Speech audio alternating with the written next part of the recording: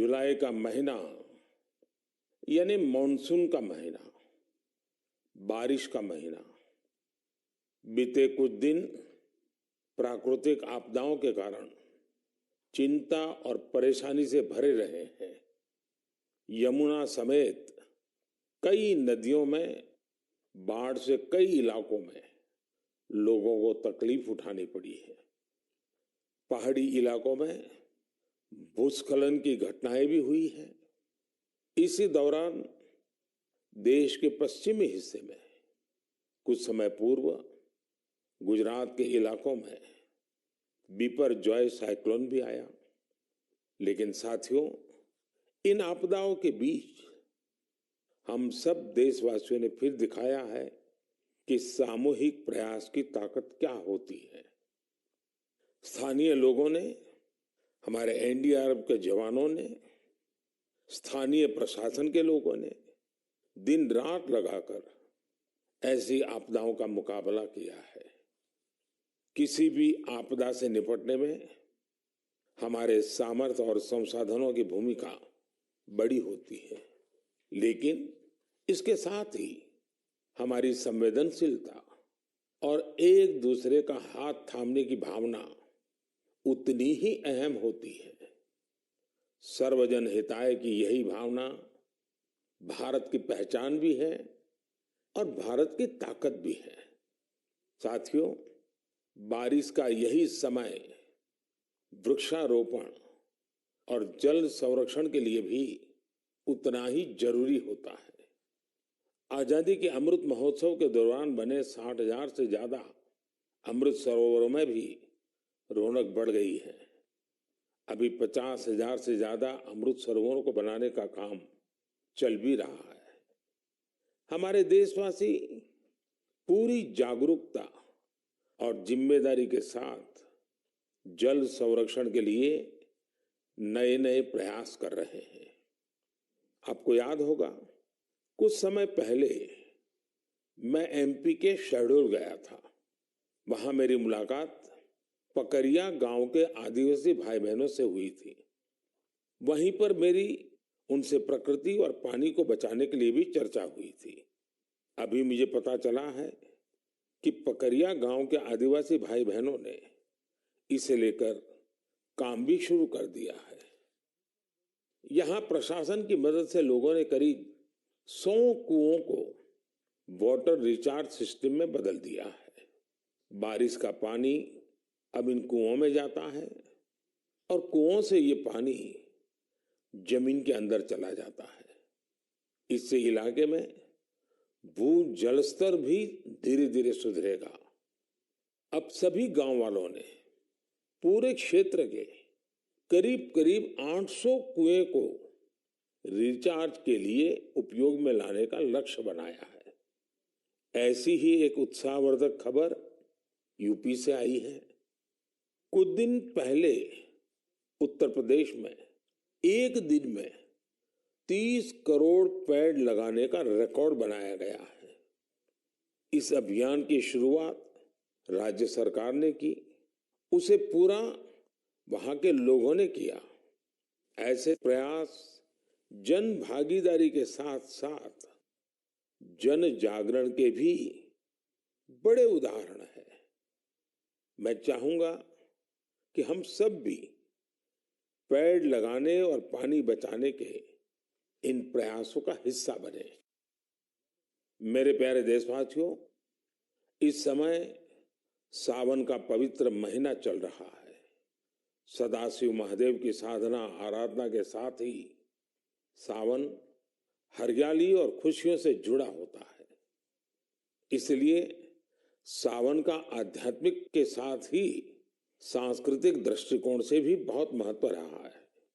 सावन के झूले, सावन की मेहंदी, सावन के उत्सव, यानी सावन का मतलब ही आनंद और उल्लास होता है।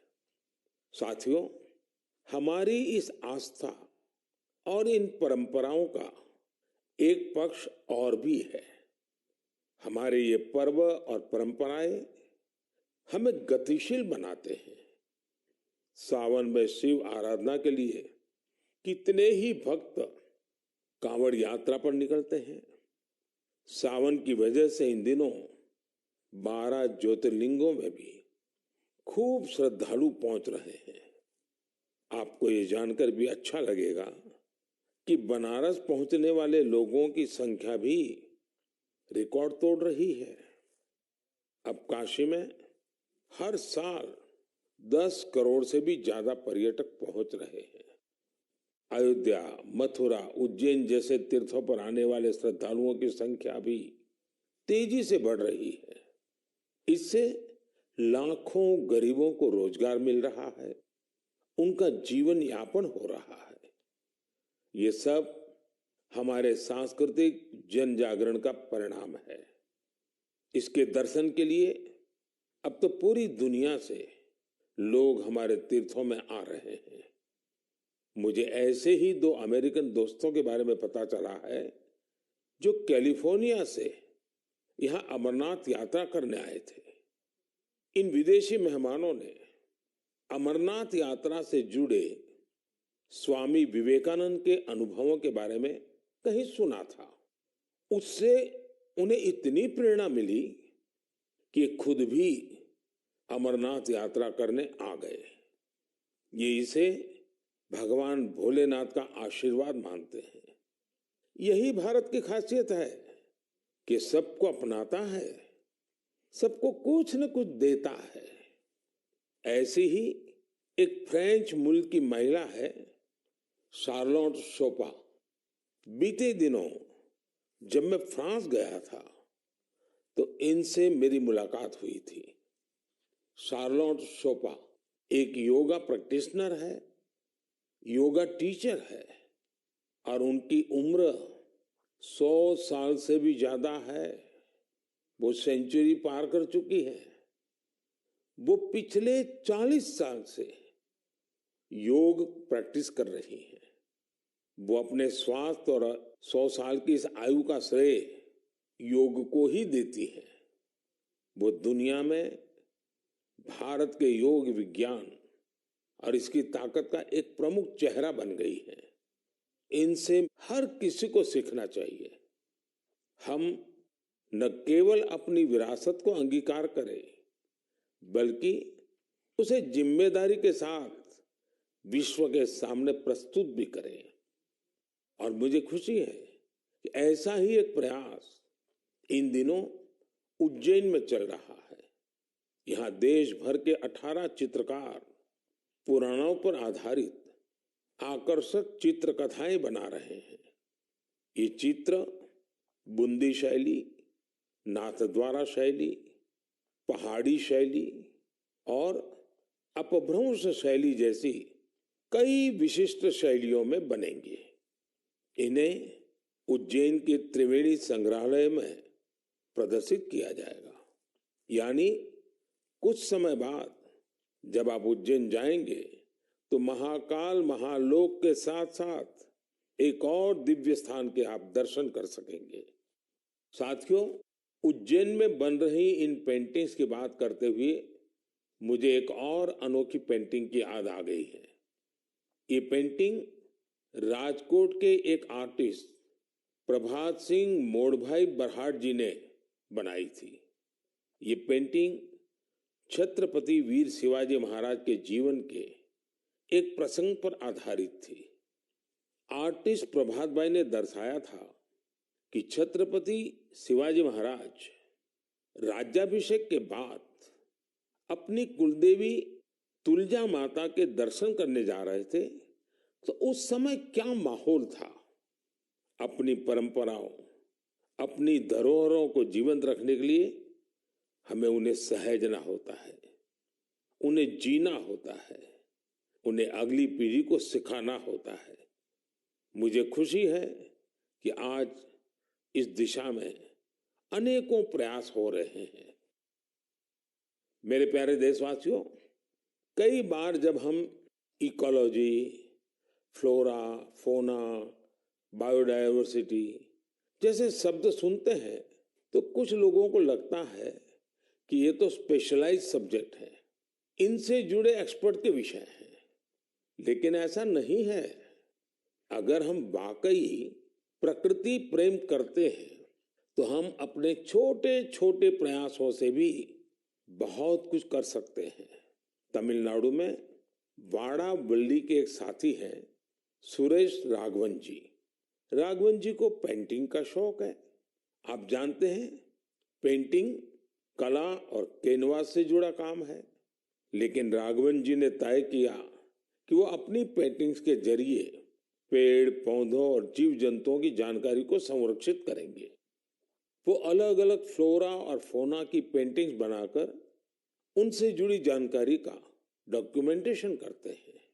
वो अब तक दर्जनों ऐसी चिड़ियाओं की, पशुओं की, ऑर्चिड्स की पेंटिंग्स बना चुके हैं जो विलुप्त होने की कगार पर है।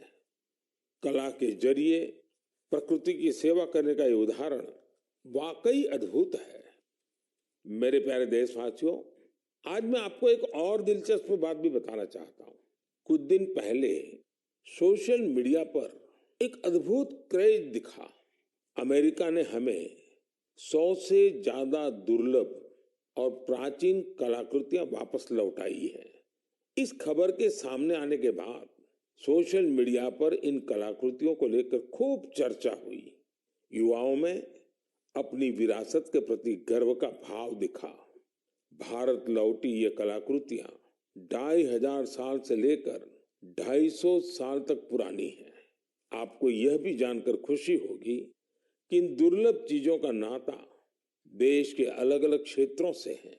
ये टेराकोटा, स्टोन, मेटल और लकड़ी के इस्तेमाल से बनाई गई है।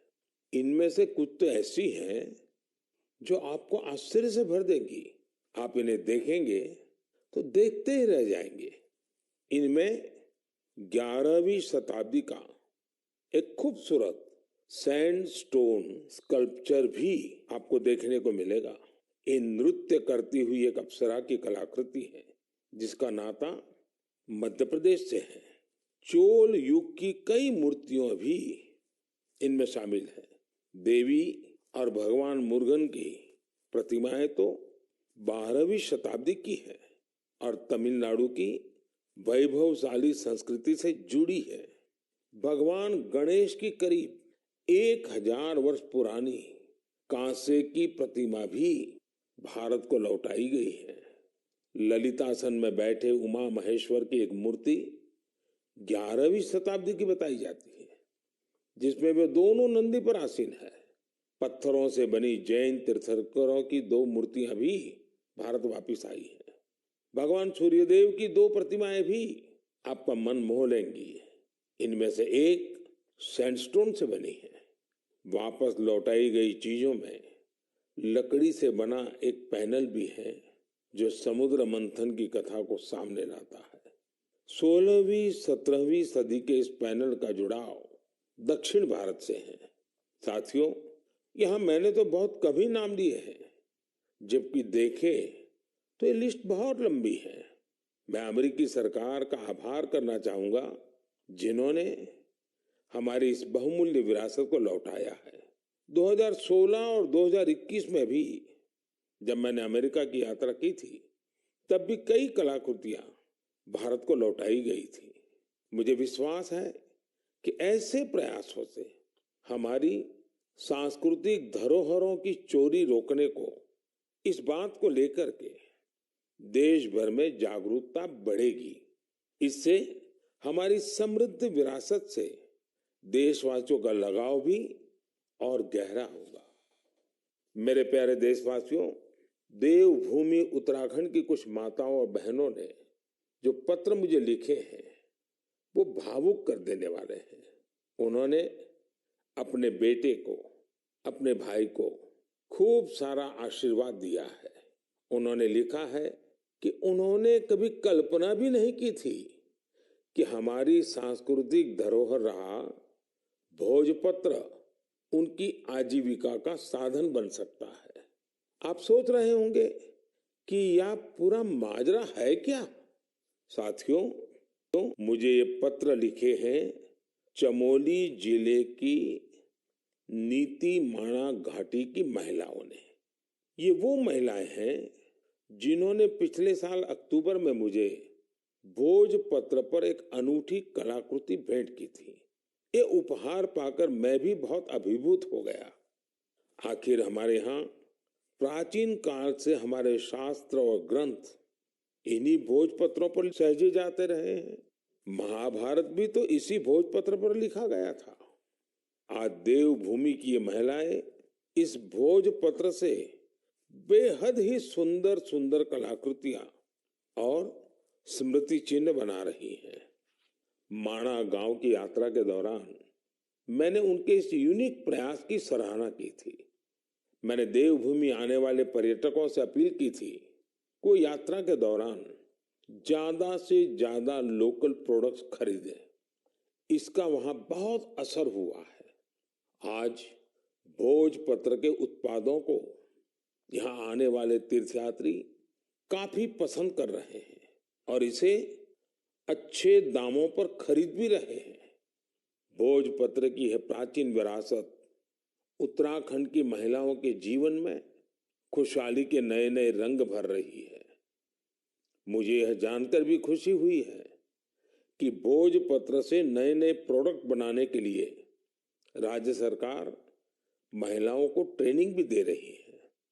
राज्य सरकार ने भोजपत्र की दुर्लभ प्रजातियों को संरक्षित करने के लिए भी अभियान शुरू किया है।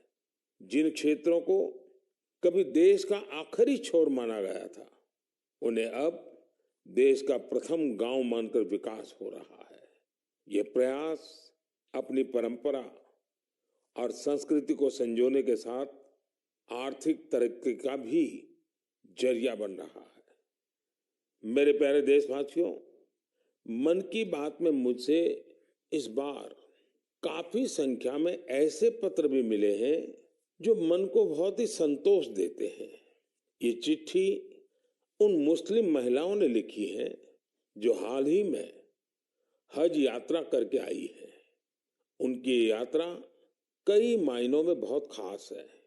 ये वो महिलाएं हैं जिन्होंने हज की यात्रा बिना किसी पुरुष सहयोगी या महरम के बिना पूरी की है और ये संख्या 150 नहीं बल्कि 4000 से ज्यादा है। यह एक बड़ा बदलाव है। पहले मुस्लिम महिलाओं को बिना महरम हज करने की इजाजत नहीं थी। मैं मन की बात के माध्यम से सऊदी अरब सरकार का भी हृदय से आभार व्यक्त करता हूँ।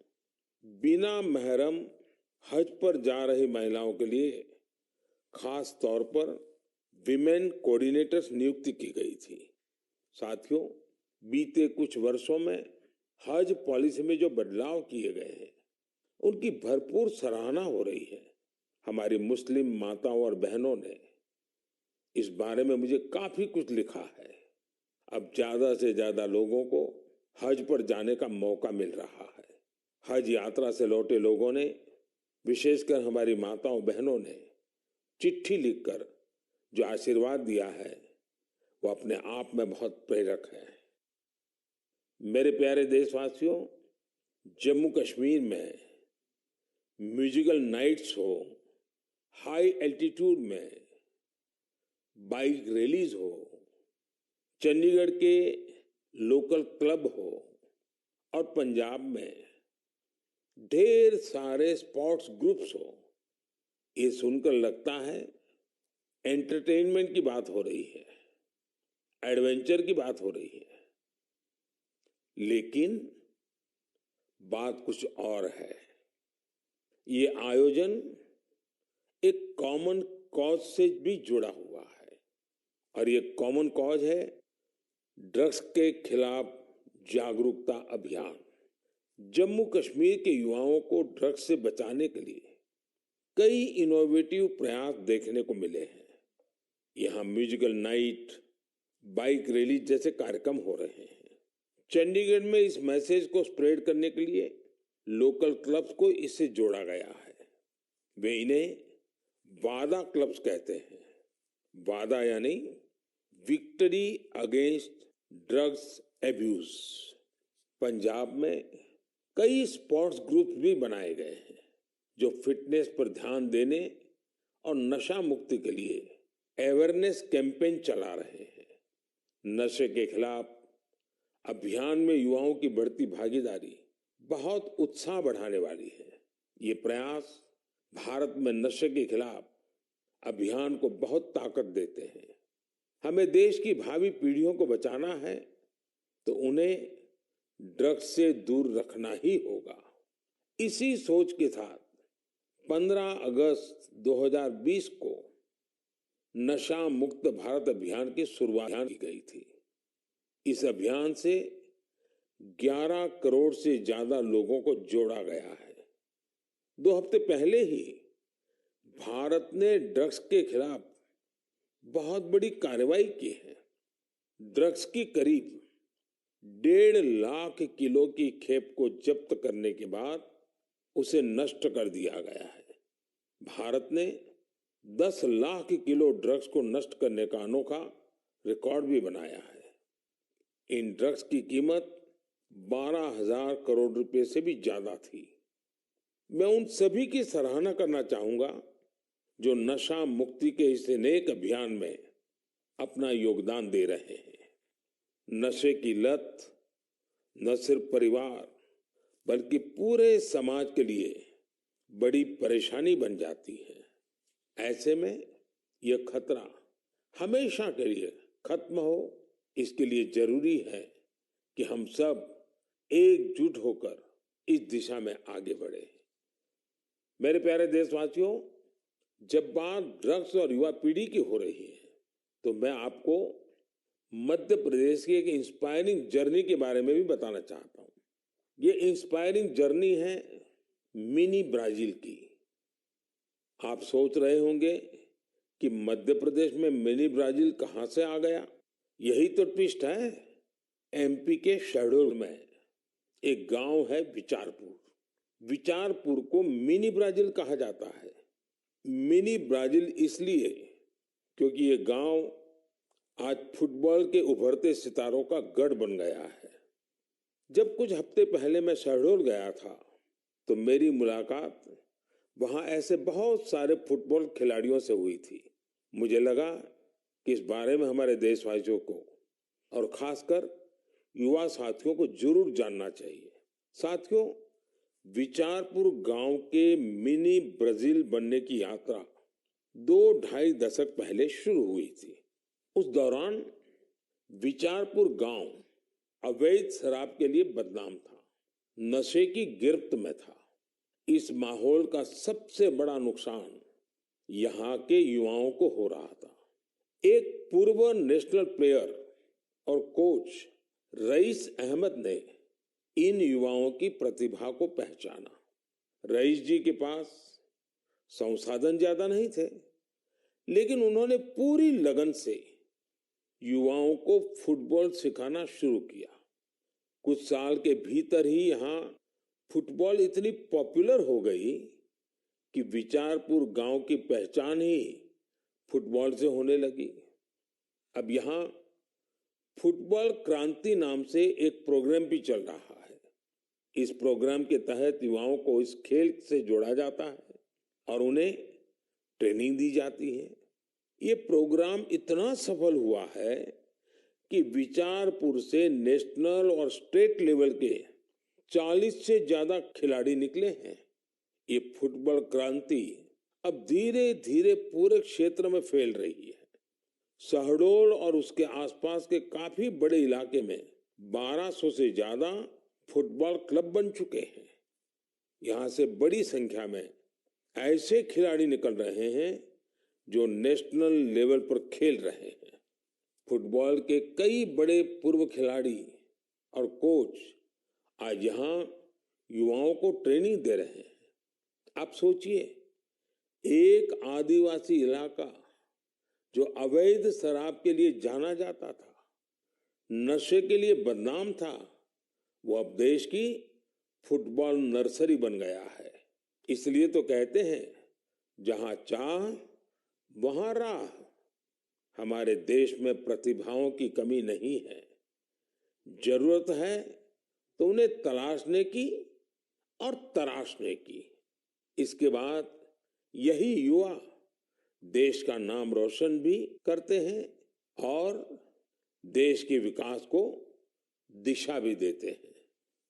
मेरे प्यारे देशवासियों, आजादी के 75 साल पूरे होने के अवसर पर हम सभी पूरे उत्साह से अमृत महोत्सव मना रहे हैं। अमृत महोत्सव के दौरान देश में करीब करीब 2 लाख कार्यक्रमों का आयोजन किया गया है। ये कार्यक्रम एक से बढ़कर एक रंगों से सजे थे, विविधता से भरे थे। इन आयोजनों की एक खूबसूरती ये भी रही कि इनमें रिकॉर्ड संख्या में युवाओं ने हिस्सा लिया। इस दौरान हमारे युवाओं को देश की महान विभूतियों के बारे में बहुत कुछ जानने को मिला। पहले कुछ महीनों की बात करें तो जन भागीदारी से जुड़े कई दिलचस्प कार्यक्रम देखने को मिले। ऐसा ही एक कार्यक्रम था दिव्यांग लेखकों के लिए राइटर मीट का आयोजन। इसमें रिकॉर्ड संख्या में लोगों की सहभागिता देखी गई। वहीं आंध्र प्रदेश के तिरुपति में राष्ट्रीय संस्कृत सम्मेलन का आयोजन हुआ। हम सभी जानते हैं कि हमारे इतिहास में किलों का, फोर्ट्स का कितना महत्व रहा है। इसी को दर्शाने वाली एक कैंपेन किले और कहानियां यानी फोर्ट से जुड़ी कहानियां भी लोगों को खूब पसंद आई।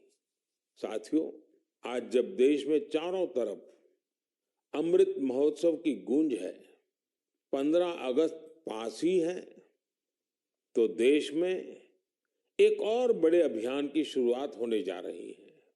शहीद वीर वीरांगनाओं को सम्मान देने के लिए मेरी माटी मेरा देश अभियान शुरू होगा। इसके तहत देश भर में हमारे अमर बलिदानियों की स्मृति में अनेक कार्यक्रम आयोजित होंगे। इन विभूतियों की स्मृति में देश की लाखों ग्राम पंचायतों में विशेष शिलालेख भी स्थापित किए जाएंगे।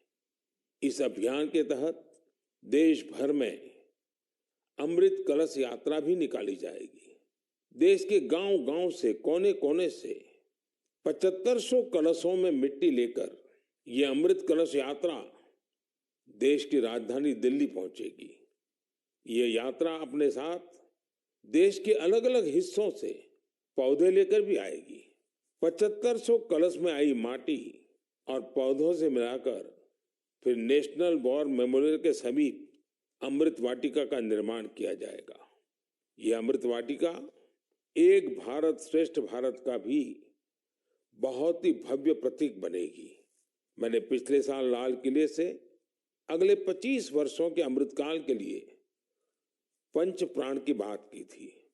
मेरी माटी मेरा देश अभियान में हिस्सा लेकर हम इन पंच प्राणों को पूरा करने की शपथ भी लेंगे। आप सभी देश की पवित्र मिट्टी को हाथ में लेकर शपथ लेते हुए अपनी सेल्फी को yuva.gov.in पर जरूर अपलोड करें। पिछले वर्ष स्वतंत्रता दिवस के अवसर पर हर घर तिरंगा अभियान के लिए जैसा पूरा देश एक साथ आया था, वैसे ही हमें इस बार भी फिर से हर घर तिरंगा फहराना है और इस परंपरा को लगातार आगे बढ़ाना है। इन प्रयासों से हमें अपने कर्तव्यों का बोध होगा, देश की आजादी के लिए दिए गए असंख्य बलिदानों का बोध होगा, आजादी के मूल्य का एहसास होगा। इसलिए हर देशवासी को इन प्रयासों से जरूर जुड़ना चाहिए। मेरे प्यारे देशवासियों, मन की बात में आज बस इतना ही।